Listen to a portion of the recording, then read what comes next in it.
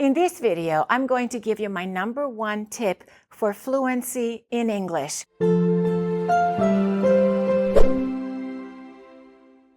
I have been teaching English for the last 30 years and mostly to advanced students. The #1 question I get is, how do I feel more confident when I'm speaking English, and how do I reach that final level of fluency?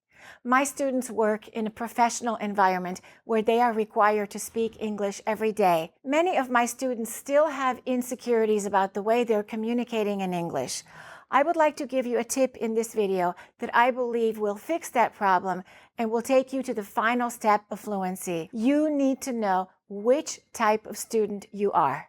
My students fall in 2 different types of categories, and both of them have weaknesses. They're very different weaknesses, and you need to know what your weakness is and work hard on fixing that weakness. Let me tell you about the 2 different categories. We have one type of student that's in the first category, and that's the student who studied English for a long time, for many years, maybe since they were a child. They studied English in their country. Their grammar is excellent. In fact, these types of people can sometimes even teach native speakers of English about grammar rules. And I think that's fantastic. I think it's very important to have that strong foundation so that when you're speaking English, you know you're saying things correctly. And when you're writing, you know that your sentences will be correct. That's really important.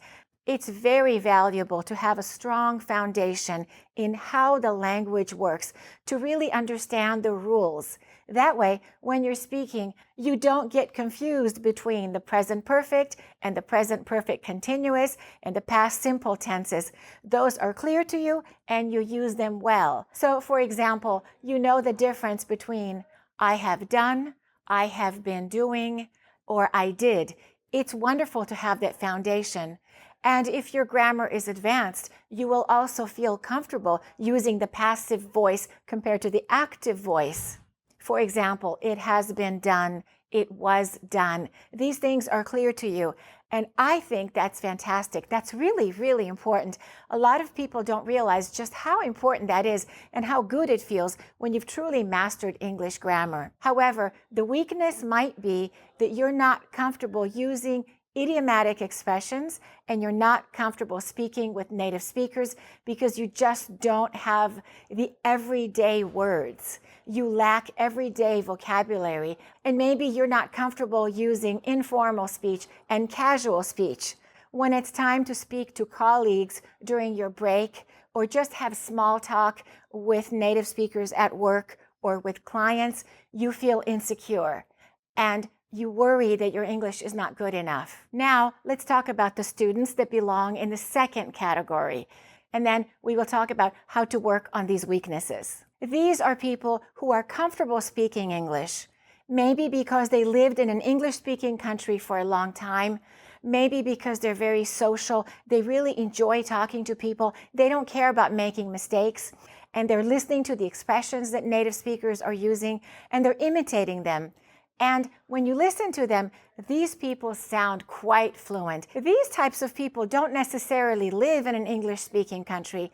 They could also be young people who grew up watching YouTube in English or watching American films and TV shows, and they imitated how native speakers speak. When you talk to them, you're so impressed with them. They use all sorts of expressions. Their native speaker friends say, wow, you're really fluent. But do you know what their weakness sometimes is? These are people who don't have a foundation in English grammar. They feel insecure about their English because they never developed that strong foundation. Maybe when they studied English in their country in school, they didn't like grammar. They avoided it. A lot of people don't like grammar. Or maybe they never really studied English in school very much. They just started speaking to native speakers and they became fluent. The challenge for them is now they have to go back to the basics. They have to learn grammar from the beginning. Otherwise, it's going to be very difficult for them to work in a professional environment in English.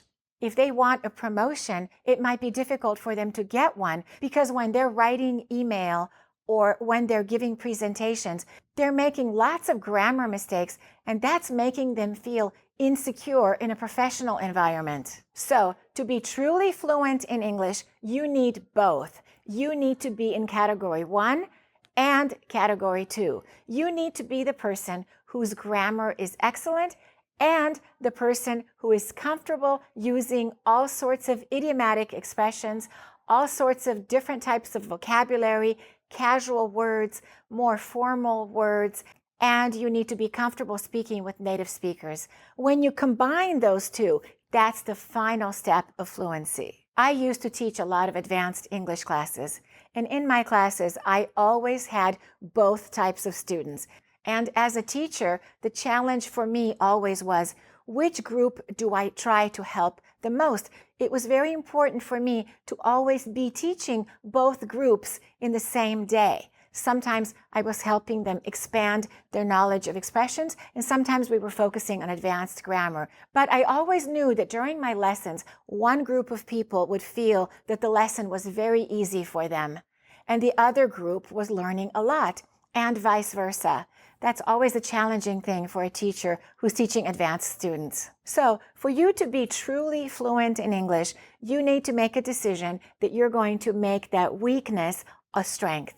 And here is the most important thing I'm going to tell you in this video. Do the thing that you don't want to do in English. That's how you achieve the true fluency. Work on the skill that you have been avoiding. If you know that your grammar is not good, learn all the rules. Make sure that you know why people say things the way they do. Make sure that you're able to explain to other people why we use a certain verb tense, or understanding gerunds and infinitives and knowing when to use to versus ing. If you don't feel like studying grammar by yourself, find a good teacher that can explain the rules well. And grammar teachers don't necessarily need to be native speakers. And if you belong in category 2, then I suggest you try to learn a lot of expressions and try to speak with people. Force yourself outside of your comfort zone. Don't be too analytical. Don't be worried about your English being perfect. Sometimes worrying about making mistakes can almost make you paralyzed, and your brain freezes, and suddenly you don't know what to say. I would say you need to relax and enjoy speaking with people and start using expressions even if they're not necessarily correct, even if you make mistakes while you're experimenting with using new expressions. Generally, people in category 2 are more comfortable and less shy, and they don't really think about, do I sound perfect? They just speak. And they're okay with making mistakes. And if you have nobody to speak English with in your environment, speak with yourself. Watch English movies and TV shows. Write down the new expressions that you're learning. And just speak to yourself. Speak as much as possible. You don't necessarily have to be living in an English-speaking country. You can do that in your own home, just talking to yourself, using expressions that you've been hearing on TV or in American films. Practice your English by having conversations with yourself. Don't avoid your weak area. That's the area you need to focus on the most if you'd like to reach that final level of fluency. So ask yourself, what is my weak area? And then stop avoiding that area. Don't avoid that area anymore.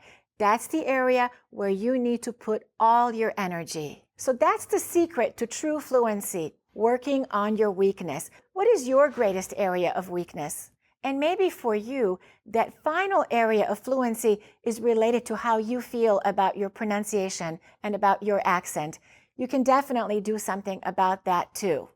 On my website, AccurateEnglish.com, you can buy the American Accent course, and it teaches you all of the rules that you need to know about good American pronunciation and having a good, clear accent so that people understand you when you speak. So if you'd like to reach that final level of fluency, you must work on your weakness. Do the thing that you've been avoiding. Do the thing that you're not comfortable doing. Do the thing that you don't like doing. And I like this quote that summarizes what I've been talking about. Life is easy when you live it the hard way, and hard when you live it the easy way. And that means we must not avoid those things that are hard for us. Maybe for you it's grammar, or maybe for you it's conversation. You need to know your final weakness and then work on it. And that's the secret to true fluency. Thanks for watching and keep practicing your English.